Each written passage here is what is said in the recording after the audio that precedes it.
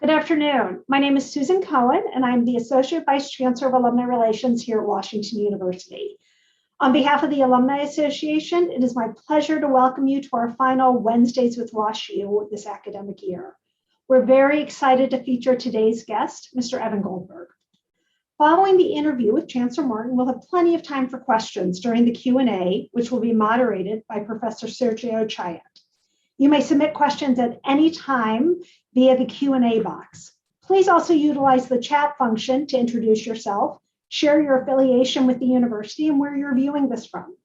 When you send a chat, please make sure that you select panelists and all attendees. It is now my pleasure to introduce Chancellor Andrew Martin and Evan Goldberg. Evan Goldberg is the founder of Netsuite and Executive Vice President of Oracle Netsuite Global Business Unit, where he is responsible for sales, services, product development, and service delivery. Prior to Oracle's acquisition of Netsuite, he was CTO and chairman of the Netsuite board. Before co-founding Netsuite in 1998, he started Embed Software and built groundbreaking website technology. He started his career at Oracle, where he rose to vice president. He was involved in a variety of projects, all focused on making powerful technology more accessible to users. Outside of his work at Oracle, he is involved in numerous organizations focused on cancer research and children's health and education. He holds a BA in applied mathematics from Harvard College. Mr. Goldberg will be interviewed by Chancellor Andrew Martin. Chancellor Martin was appointed Washington University's 15th chancellor by the Board of Trustees in July 2018. And he began his tenure in 2019. We are very proud to include Chancellor Martin as a member of the WashU alumni community as he earned his PhD in political science in 1998. I will also take this opportunity to thank Chancellor Martin for participating in what has become our signature virtual event this year. We very much appreciate your support of Wednesdays with WashU. Chancellor Martin and Mr. Goldberg, welcome. Well, thank you for that introduction, Susan, and thank you for your leadership during this really challenging year at the university. And Evan, it's great to see you. Thank you so much for joining us. Why don't we jump right in? You know, you're known for having co-founded the first ever cloud computing company. How did your vision for NetSuite come about? And how did you stay true to that vision despite Steve Jobs telling you that you were nuts for wanting to put everything on the internet? Yeah, well, you know, a lot of the inspiration for NetSuite came from my experiences. As Susan mentioned, before I had a NetSuite, I had another startup. Didn't work out, as many of them don't, but I learned a ton about being a CEO and motivating a team and trying to figure out where your next sale is going to come from. And navigating all that was really challenging just from a technology perspective. You had to use lots of different tools that weren't quite right for the purpose. They didn't work together. I didn't know where my customers were. I had multiple lists of them. And it just seemed to me that there had to be a better way. So a lot of the inspiration came from just that experience and feeling like probably there's a lot of small, fast-growing companies that are suffering from a dearth of great tools to just help them grow. And so that was the inspiration. And it was serendipitous that at that same time, Larry Ellison, who I'd worked with at Oracle, he actually helped me out a little bit on my first company, though he wasn't super into it. He'd called it my graphics stuff. How's your graphics stuff going? Because we were doing like web multimedia software, which was a little different than what he typically focused on at Oracle. So it was, but fortunate that at that time, he was really thinking about how the web can change how applications work, business applications in particular, obviously being his focus. And he felt that like, if the first thing didn't work out, I have a great idea now. And if I were to start a company right now, it would be doing something like accounting, like QuickBooks, but on the web. And no one had really done anything like that. So it was sort of the merge of those two ideas, sort of in like a 5-minute phone conversation where, he had this idea of accounting on the web. I had the idea that I wanted lots of different applications to work together or have really just one place that I could go to get everything I needed, all the info I needed to run my business and get a great picture of my business. And that sort of is the net and the suite put together. And, after that 5-minute phone call, we dived in and we've really remained very true to that vision since then, over 20 plus years. That's terrific. One of the things that you and I share is we both have bachelor's degrees in mathematics. And I think that certainly structures the way one approaches problem solving. When you've got a new challenge to tackle, what's the first thing that you do? Well, I mean, I definitely, I'm a, data freak, and I want as much data as I can if there's data. Some types of problems, there's no data. They're very qualitative. But if there is going to be data, I want to make sure I'm getting the right data that's up to date, that is accurate. So I just have, all the raw materials I need to come up with a solution. At the same time, even when you have the data, you can't jump directly to a solution. You really have to deeply understand the problem. And I do that by talking to the people involved, talking to my colleagues, people I know that may have dealt with something similar. And then the final piece for me is, so I'm a devotee of crossword puzzles. And one thing you learn when you do crossword puzzles is if you're stuck on a word, just walk away. And your brain somehow seems to work on it, even when you're not thinking about it. And it'll come to you. You'll come back and look at that puzzle and it'll be like, eureka, I know the answer.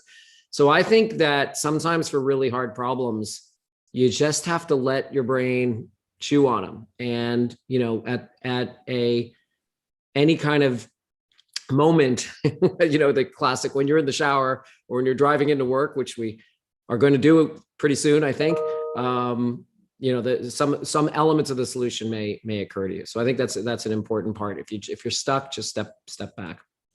So put the brain into batch mode, and Exactly. at some point the iterations will finish and you'll get the answer. Exactly. I mean, you might come back to the problem and be like, nope, no progress, but it's worth a try. So what does "you've got to eat your own dog food" mean? Yeah, well, as I talked about, I mean, our idea came from wanting to use it ourselves. And so in this new company, of course, we were going to use it to help get a great picture of business. And NetSuite gives you sort of everything you need to know in one place. And so we needed to do that. And what's interesting is that you mentioned the Steve Jobs comment. Well, Larry was very, very excited about this idea. He was very close to Steve Jobs.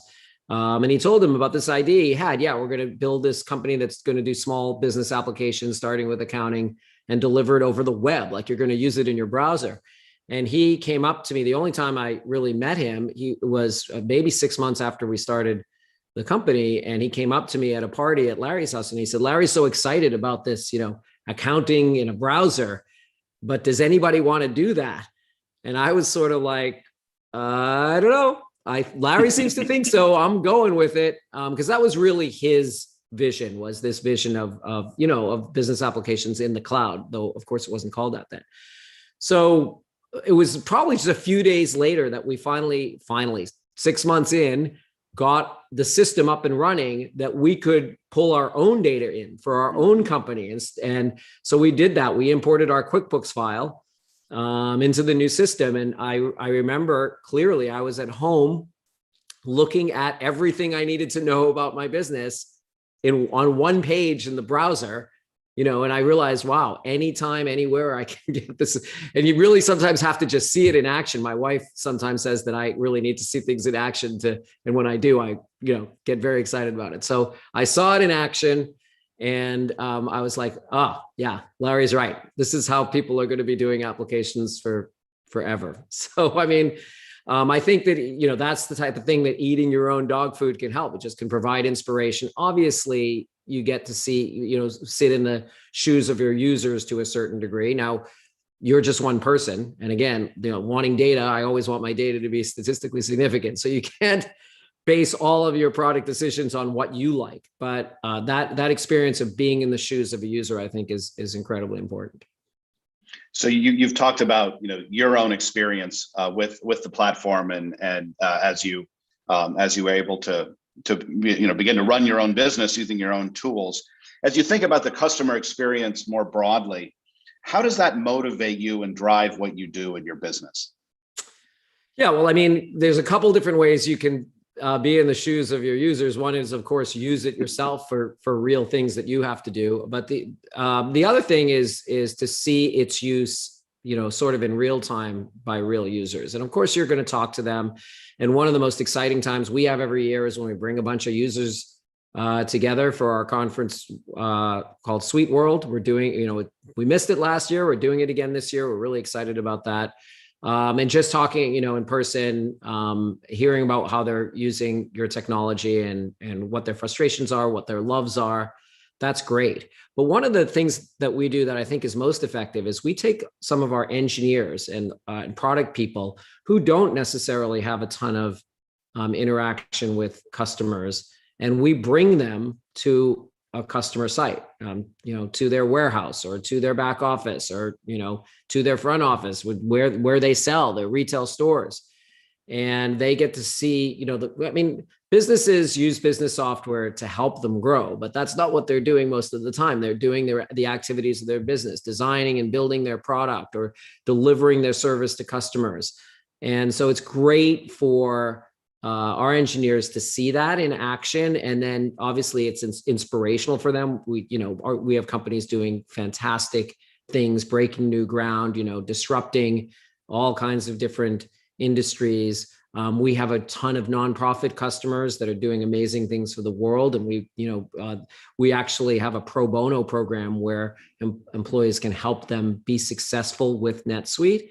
And that's another opportunity for employees to really see things in action. So I think going there, being there, seeing it in context, not just what they do on the screen, but how it fits into their day, how it helps them, how it hinders them. That's critical, I think, for any piece of technology that you're trying to roll out to real people.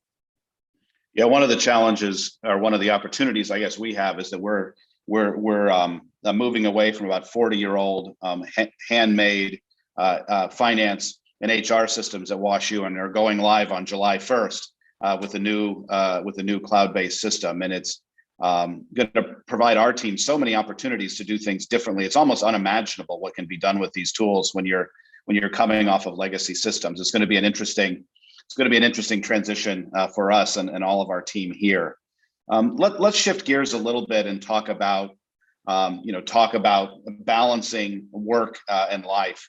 The pandemic has caused lots of individuals, companies, universities, other institutions to really reevaluate how one thinks about work-life balance. What does this look like for you? It's always been really important to me. I started NetSuite when just about the time that my oldest child was born. So I was like a lot of change all at once. And it was always, really important to me, despite the fact that I was sometimes pulling all-nighters in those early days and just working really, really hard, that I carved out the time because it goes so fast with children. And, in all ways, our time with our friends and our family is certainly the most precious time we have. And we're really respectful of that in my company. And I guess, again, it's just an extension, I think, of my experience and the experience of my colleagues. We have many people at NetSuite that started single, got married, and had kids in their entire, during their time. So they've gone through that same sort of transition. And, it really is a marathon, not a sprint. And there's no way you can maintain these crazy work hours and be successful over the long term. So that's not sort of what we hope that people do. And the other thing is, just as I said before, that downtime, your brain's still working on stuff. So it's not a complete loss of productivity. And I think it's rejuvenating and it's great. So again, incredibly important to us. During the pandemic, we knew it was really hard for our employees. They were juggling so much. And, there's a lot of funny things about kids walking in on Zooms and, dogs and cats walking in on Zooms, et cetera. But I mean, that's sort of the humorous side. But behind that is all the juggling that people had to do. And I think a lot of that was there all along, and the pandemic made us super conscious of it. I mean, people still, even when they're back in the office and their kids are at school, there's still a lot to juggle. So hopefully it made us more aware, and we'll continue to try to respect those needs. And again, I think it's healthy ultimately for for our employees, and they'll do their best work. Yeah. So in January, you wrote for Fast Company about empathetic leadership and the power of truly listening to people who are struggling. How have your views on leadership evolved during this time of a simultaneous global pandemic and a really important moment of racial reckoning here in the United States? Yeah, I mean, and it was a lot to happen at once. So it's certainly part of leadership is making sure you're carving out the time for the important things that are happening outside that ultimately will affect you. And we took time from our all hands meetings to address issues of racial justice and to address a lot, just kind of the larger geopolitical and every other way trends that were happening. We another way is just having the company have the social impact that it really can have. Things like the pro bono effort that we have, where employees get to help non-for-profit organizations use NetSuite. That has to be driven from the top. I mean, it actually, that program started because I got NetSuite working for our local PTA. So leading by example and making sure that you're not just giving lip service to some of these things, but you're really doing the hard work. It's hard work to bring diversity in your company.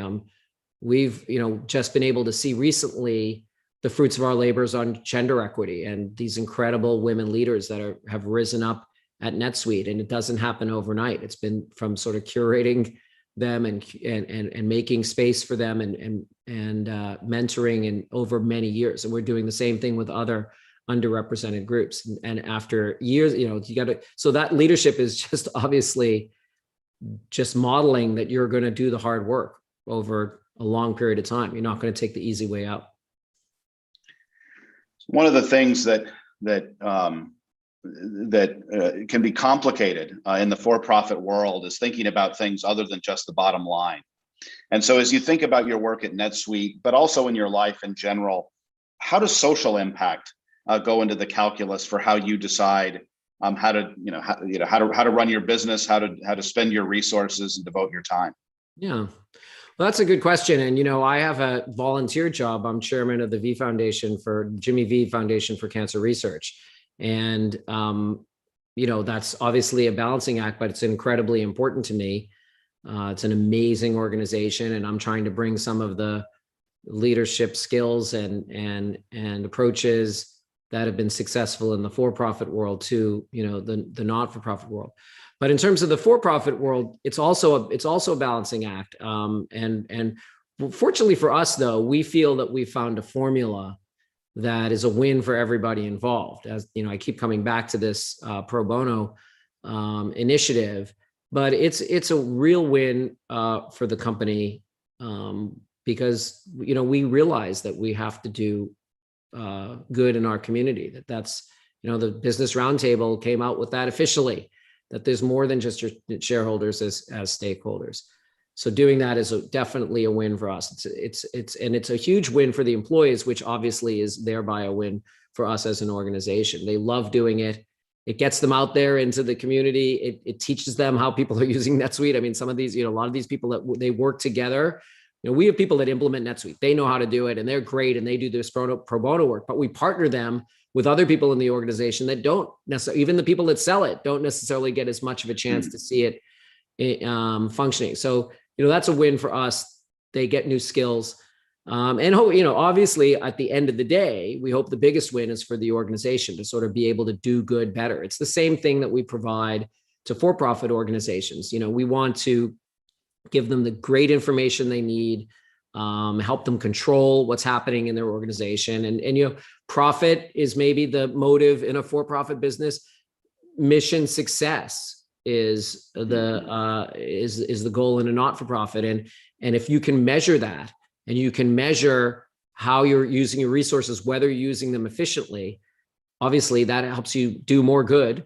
It's also great to be able to go back to your stakeholders, your donors, your board, and say, look at, how effectively we can measure how effectively we took in donations and turned them into real impact. So it's really entwined and intertwined, both sort of, personally for me, trying to take the skills I have in for-profit and bringing them to the V Foundation and other organizations I'm involved with. And it's intertwined for NetSuite because, we have a mission ultimately to help all types of organizations and to ultimately also improve the lives in our community.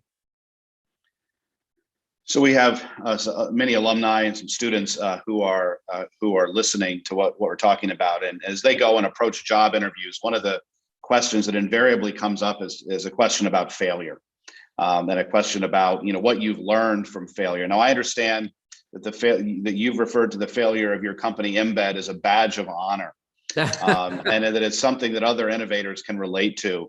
Can you talk a little bit about that particular case and the role that failure has played in your own work? Yeah, well, that's just my, I guess, inherent optimism because, in reality, a business going under is a very unpleasant experience for everybody involved. It's painful, especially if you're the entrepreneur, to see your employees have to go find other jobs, and it's not fun. And so, while I guess I in the grand scheme of things, I do wish it hadn't happened, but you got to, try to find the silver lining. And I think it's just what you learn. I mean, one thing I learned is you got to have the right product at the right time. And some of that is out of your control. And so you can't beat yourself up too much. Timing is everything, and it's hard to get right. I mean, even these great entrepreneurs, they get it wrong plenty of times. So, it's just try to use it as a learning experience. The last project I worked on in Oracle before I started Embed was Oracle's interactive television project, which was, you could pull up any movie you wanted at any time and watch it. How cool would that be? Well, it was a little early in 1993. So, even though, of course, the idea ultimately was correct, the timing is wrong. So, I just try to learn and realize that it's, to the degree that you did things wrong, you can learn from that and improve on them. And to some degree, it's just that you maybe didn't have the right idea at the right time. So you've spoken passionately about the value of mentorship. And I think particularly in mentoring folks that are underrepresented in the businesses that you're involved in. Do you have any advice for the folks listening, seeking to be the best mentors that they can be, or for those who are out seeking mentors? Well, I mean, especially when you're talking about people that had a very, very different experience in life than you do. I mean, empathy is everything, and it's hard. You don't even realize some of the advantages that you've had, maybe in some cases. Certainly, I'm speaking of myself. I've had a lot of advantages that have helped me get to where I am. And the people that I mentor may not have those. And so just trying, again, it's similar to what we try to do with customers. The best empathy you can, find is if you go there and see it and see what they're dealing with on a day-to-day basis. I think the same thing is true for people that you mentor. It's the more you can sort of get into their shoes and get out of your preconceived notions. And you know what? You're going to have some failures. You're going to say the wrong thing. And just like we talked about before, some of those are unavoidable. Learn from them and use them to continue to try to mentor that person even better and for the future people that you're going to be mentoring. And look, I mean, I'm just learning myself still very much on how to help the people in my organization be successful, and especially when they didn't necessarily have the same experience as me. So I'm in learning mode on that for sure. So Evan, my last question is one to get you to think back to your first day on the job at Oracle, and if you could give some advice to younger Evan at that time, what would it be? We've talked about a lot of the things that I've learned, and I hope I would know them a little bit better. That failure is an option, and it's going to be part of the experience. That seek out growth opportunities. I made a big transition just a year into Oracle, going from what was sort of a very prestigious group that builds the core database software to this fledgling Mac group that was making Oracle work for the first time on this new type of computer. And it was actually, curious fact, was run by Mark Benioff of Salesforce fame. And that was a hard transition to make. And I had to really look deep inside and say, what do I really want? Do I want to be in the most prestigious place? Or do I want to be doing things that are closer to my long-term vision? And my long-term vision was building software that people use on a day-to-day basis, they really use directly, not something way in the back that, obviously empowers what they do, but they don't actually interact with it. So I think I made the right choice. And so the learning from that is that I would have said on that first day is like, it's not going to be a straight path to your North Star, and that's okay. Yeah, I think that's an important lesson for all of our students and all of our alumni, right? It's never, the world is not linear. In fact, it's highly nonlinear and discontinuous, and embracing that ride and embracing the journey and the experience is a good thing. And I mean, I think in today's day and age, more than ever for young people, the ride does start off linear in a lot of cases. And so especially for them, maybe are not as equipped yet to see the kind of roller coaster that you're going to have once you get into the real world. And I mean, the thing is that people are changing. I mean, I think people are getting this notion that you got to bob and weave to find your lane. And that's a mixed metaphor, but people are trying new things more quickly. And I think that's great. But there's also this element of, it's not necessarily going to be as perfect as your 4 years of an undergraduate. And you're going to have to stick with it for a couple of years in some cases to really get to find your place and learn. I mean, learning, it takes in the real world, sometimes takes more than a semester. Yeah, that's for sure. That's for sure. Well, Evan, thank you for joining us. I know we've got some pre-submitted questions, and folks can certainly please feel free to drop questions into the Q&A or into the chat. It's now my pleasure to introduce and welcome my colleague, Dr. Sergio Chayet, who will be moderating today's Q&A. Dr. Chayet is a director of the Master of Sciences in Supply Chain Management program, director of the Operations and Supply Chain Management MBA platform, and senior lecturer in Supply Chain Operations and Technology. He earned his BA in 1988 from UNAM and MS in 1992 from the University of Chicago, another master's degree in 1994 from Northwestern, and his PhD in 1999 from Northwestern. Prior to joining us at Olin, Professor Chayet served as an assistant professor at the University of Chicago Booth School of Business. He was named favorite MBA business professor by Poets and Quants in 2016 and has won Olin's Reed Teaching Award 40 times, most recently in May 2021. Please join me in welcoming Dr. Sergio Chayet. Thank you, Chancellor, and thank you very much, Evan, for your candor. So I'm just going to go right in and jump into the pre-submitted questions, and then I'm actually going to also go into the live questions. So the first one is, how do you create excitement and motivation within a larger company, recapturing what it was like to be a small, scrappy startup? That's a great question, and it's something that I grapple with pretty much every day. As your company grows, you just have to systematize things more, because you can't just look over the wall or and see what's going on in every part of your company. And so, but a lot of people feel that what that leads to is soul-sucking bureaucracy, and that's always the challenge: is how do you systematize things, but still maintain that sense of excitement, that sense of possibility that you had when you were small. And I don't have the perfect answer, but I think it does take a lot of work. And we spend a lot of time on community, a lot of time on celebrating our successes in a personal way.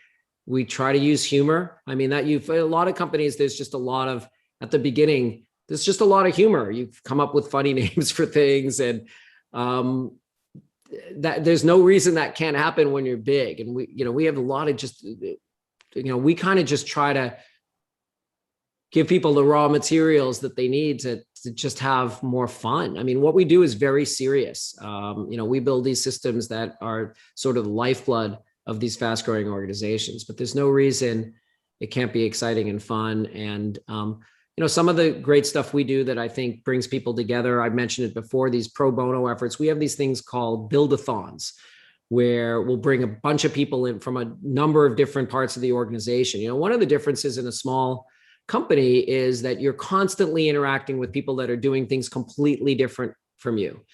And that's a really important part. That's what makes it part of what makes it fun. That's part of what makes it successful. I mean, that close interaction between sales and engineering allows, much better flow of information, obviously. So we try to do things like these build-a-thons that bring people from lots of different functions together. They'll work on, helping a particular organization see more success with NetSuite, and they develop friendships. And, especially during these times where people were stuck at home and really just were like on Zoom with just their team, we double down on those kinds of things that would bring people together. And then if you do those things with some intentionality, it'll sort of self-organize. People will turn it into a bunch of little startups, and again, that's the way you get, I think, happier employees and much better innovation. Yeah, I think that's a great approach. It's not, some people think it's impossible because it's a different culture, but I think you can do things to help the process along. So let me move to the next question. How do you think your work will evolve past pandemic? Yeah, I mean, I don't have a crystal ball any more than anybody else. I think we've discovered the possibilities that we didn't really know existed. Just the fact that everybody turns on their video now. I mean, we had Zoom meetings before, but 95% of the people would, they'd either be on the phone, you wouldn't see them. That makes remote work better when you get to see people's expressions and, you can recognize them in the virtual hallway.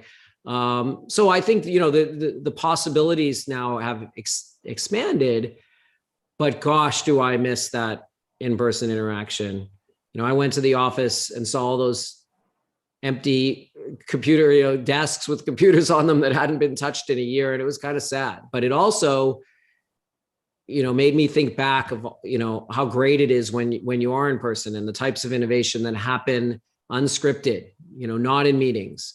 The relationships that you build that, aren't just 100% about what the project is all about. So it's going to be different. I hope we bring back those great elements of working together, but add in the flexibility that is, really important. I think you can diversify your workforce when you give people more flexibility. There's obviously issues of work-life balance for people in different situations of child rearing or caring for elder parents. So now that we have better tools, we certainly can be more flexible about that. But again, but with that very, very important personal direct interaction that I think drives a lot of excitement and innovation at a company. Yeah, we'll be much more appreciative, I guess. I know my colleagues and I are all looking forward to going back to the classroom. And for sure. Looking forward to it for many months. Right. Let me go to the next one. How important are diverse interests? I'm sorry, I missed. I missed again. Can you repeat? Sorry. How important are diverse interests? Diverse interests. Yes. You mean for an individual employee, or? I guess for an individual. So that's the whole question. This was pre-submitted, so I guess that's where it ends. So it's probably. Well, I guess I'll interpret it some way, and maybe there's a chance that that's how it was intended. One of the things that I didn't mention to the chancellor that I think is really important, and this is really just stealing directly from Steve Jobs, and I know I'm playing to the crowd here, but a liberal education provides, I believe, some critical elements to make people successful in technology.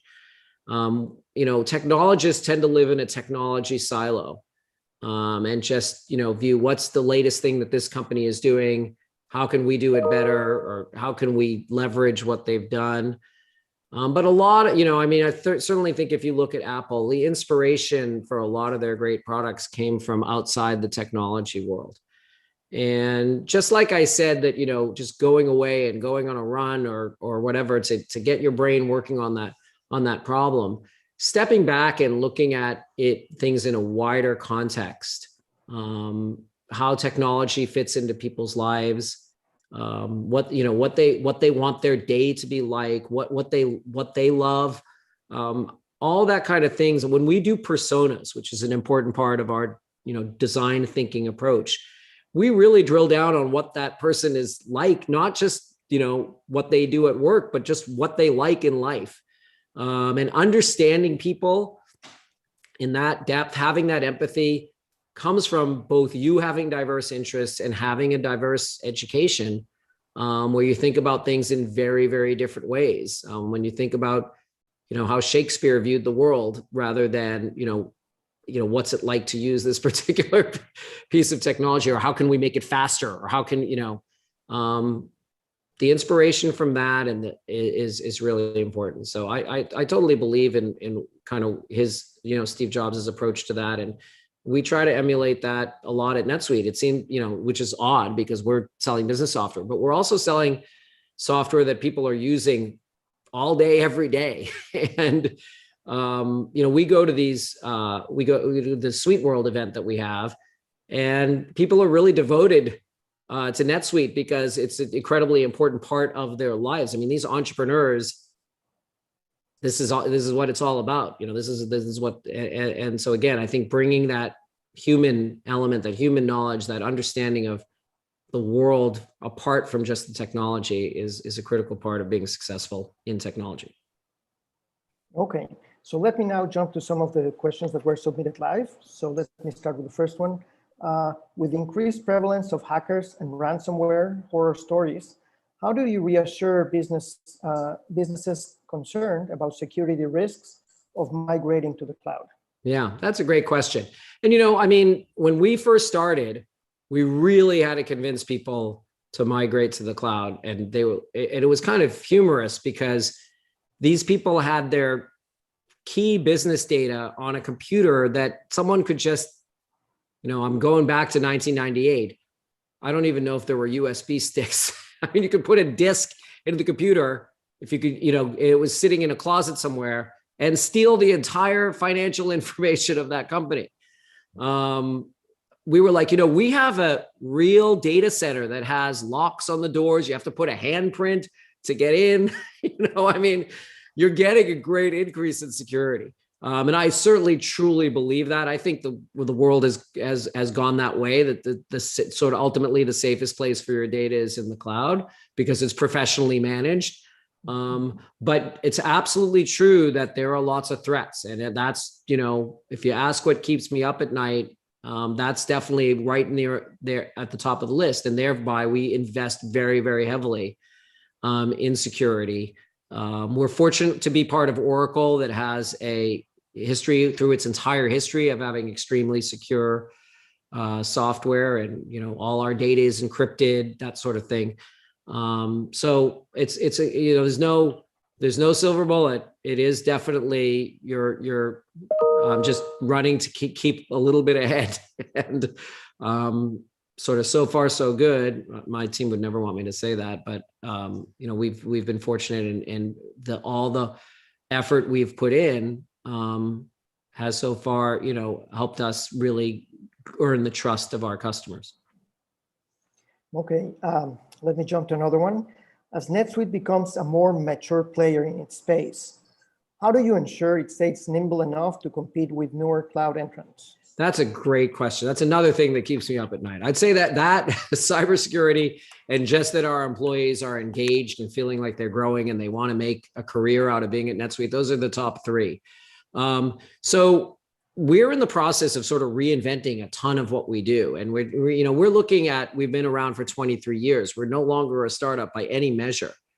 But we want to look back in another 20 years and say that we learned from those 20 years and took that learning to reinvent ourselves using the latest methods, the latest technologies. And we have to do it sort of in place. We have to bring our customers along on that journey. So that's the big challenge that we're actually really right in the middle of. And it's exciting for me. It's as exciting a time at NetSuite as it was when we first started. We can take all that learning and build a bridge to the next generation of our technology. But it is a little bit like doing a heart transplant in a moving ambulance.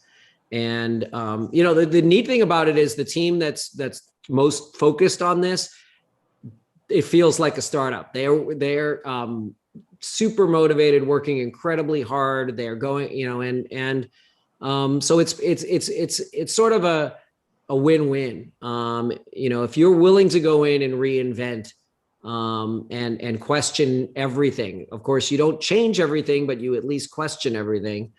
You get that energy, that enthusiasm that you had at the beginning. And so that's a huge win for the people involved. And you make yourself, you know, vibrant for the future. But there's, again, like all these hard questions, there's no simple answer. And we just try to incrementally improve every single day. Okay. Let me go to one that's been asked live. What areas do you see as growth opportunities for Oracle NetSuite, Oracle in general, and enterprise application software more broadly? Yeah. Data analytics, AI enablement. Yeah. And look, you know, there's tons of opportunity with AI and machine learning and big data. We always try to start with the user first. And what problems are they really trying to solve? We don't like to, you know, put a solution out there that's in search of a problem. But the critical thing is that we have an understanding within our organization of what's possible. So we've made sure that all of our engineers and product managers and user interface designers have the opportunity to educate themselves on what things AI and machine learning can do and what things it can't. And then take those tools and apply them to the real user problem. When we go talk to that user, when we go visit them at their site, what's frustrating them? What do they really want to be faster? What would be the biggest leverage for them? And then see if these new tools, these new technologies can help. The other thing we think about with AI and ML is trying to not boil the ocean, trying to solve the general purpose intelligence problem. We are on the other end. We like to look at simple things that we know the computer can do really well. So we think about things like intelligent interaction, where it looks at something that you have to go 3 clicks in to get, and says, you know what, wouldn't it be nice if we brought this up to 1 click?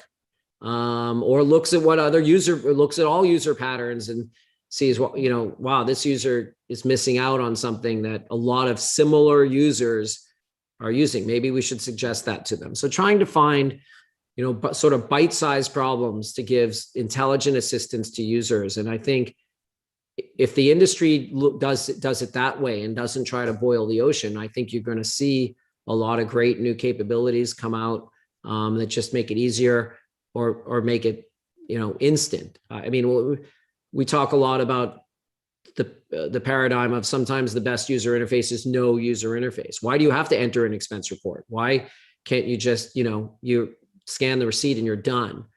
And so I think a lot of what enterprise applications have to do is get out of the way. I mean, we're not the way they succeed their business in their business. We're the enabler.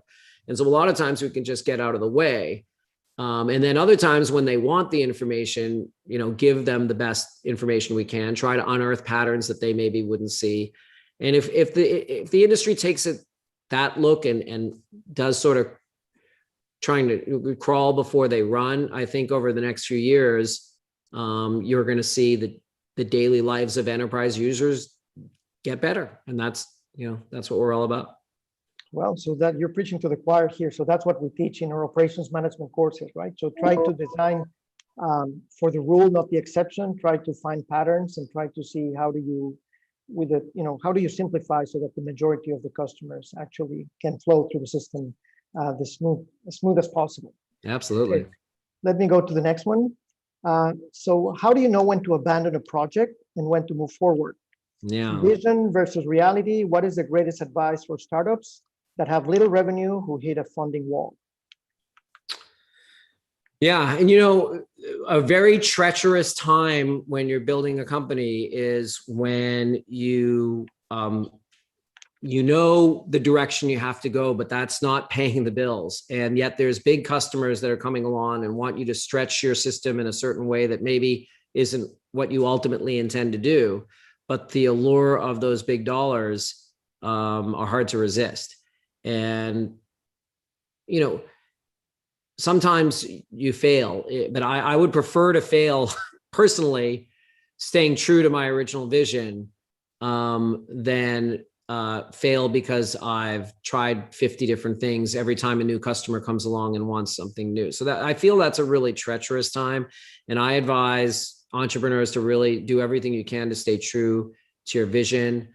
Don't necessarily sweat exactly how much equity you're going to get. That if you could pull in these big customers, even though they're not really right for you, you'll get a higher valuation.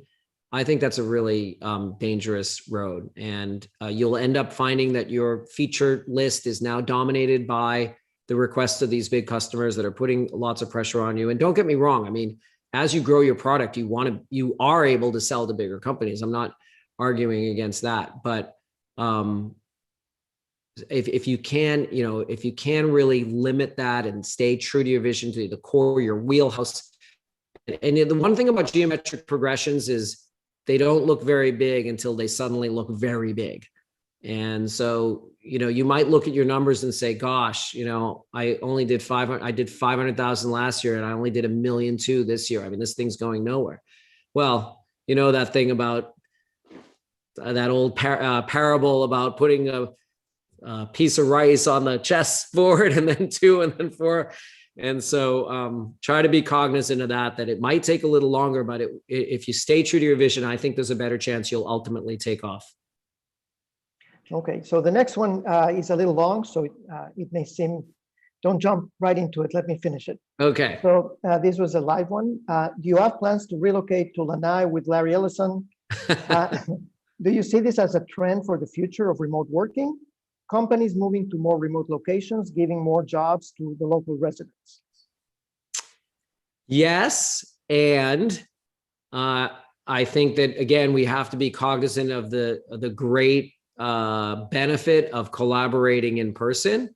So the way I like to think of it is if you can get a team in a remote location rather than a team with lots of people all over the world, as you grow, we think about, can we put a team there? Now we won't, a great recruit comes along, says, I have to work in Lanai or wherever, we now have the tools to really make that work. And, they come over and visit, hopefully, or in that case, we go over and visit them.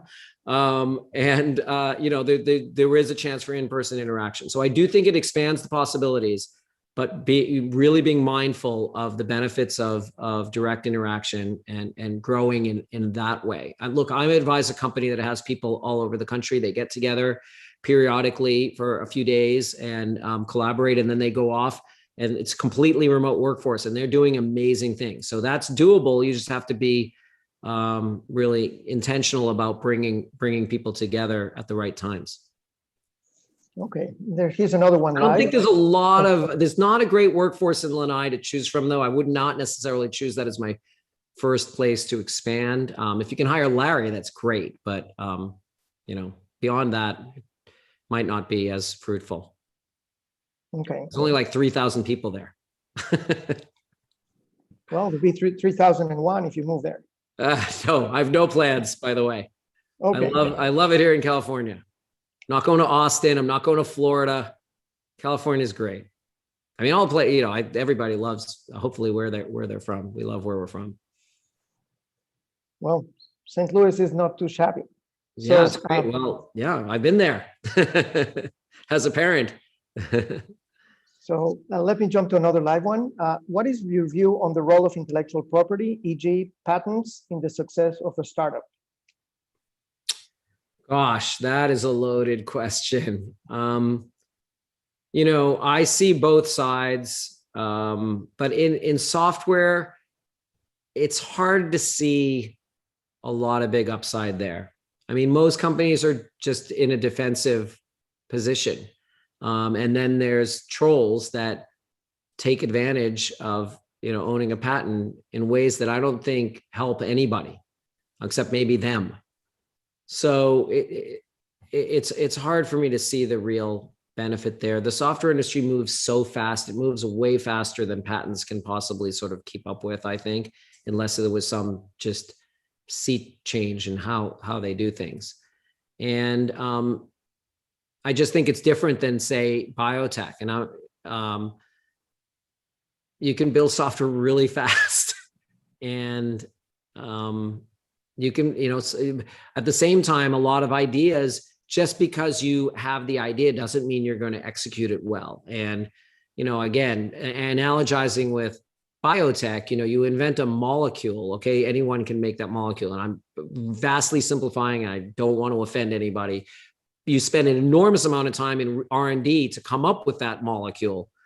And that's, I think, just a very, very different paradigm from software, where you have an idea and you can get it very quickly into customers' hands, and how you do it, the manner in which you present that idea to users and allow them to use it, and how you execute is so critical a part of it, that's a huge part of the competitive advantage, is how you execute, not actually what the original idea was.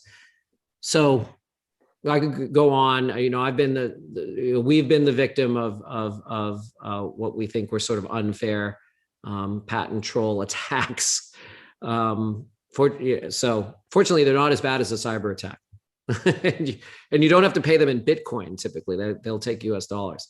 But yeah, I just haven't seen it be an enormous help in fostering innovation, and people are obviously doing fine in the software industry. I don't think you have a lot of people with great ideas and great execution. I mean, you can have timing be wrong, but we're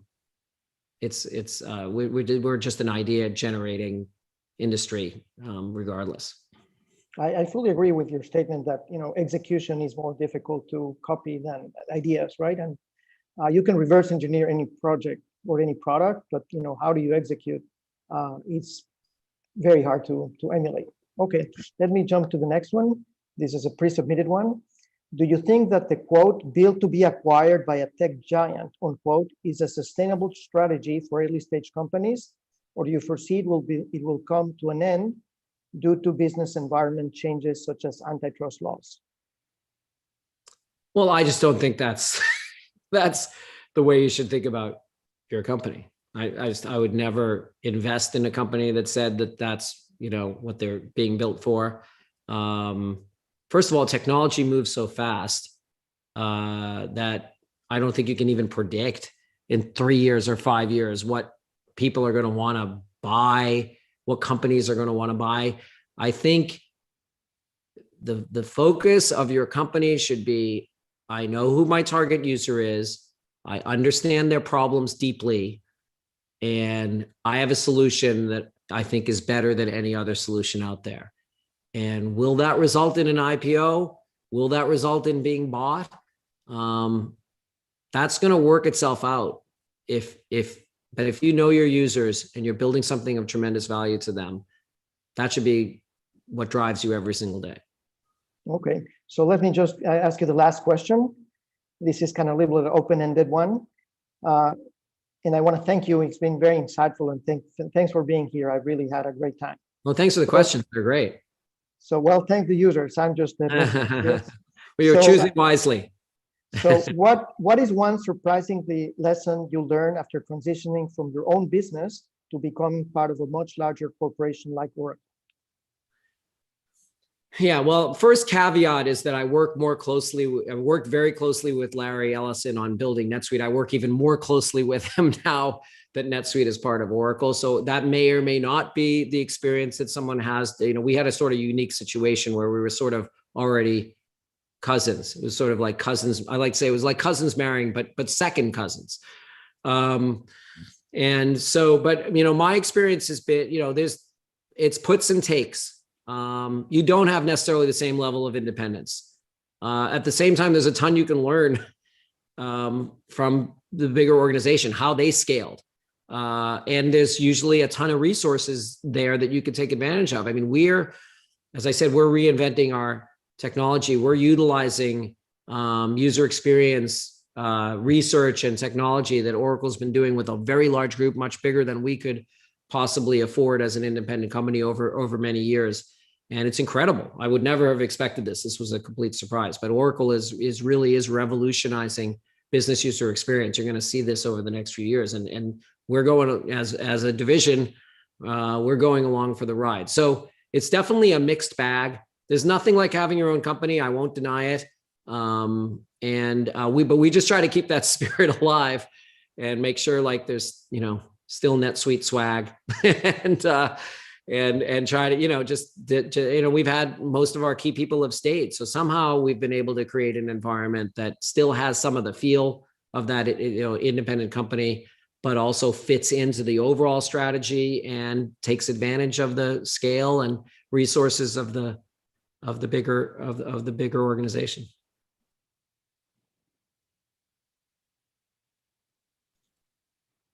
Well, thank you all, Mr. Goldberg, Chancellor Martin, Dr. Chayat. Thank you so much for joining us today and for that wonderful conversation.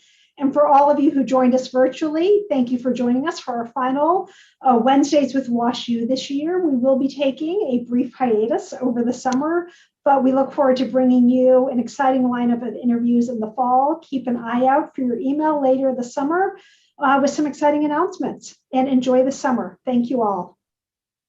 Thank you.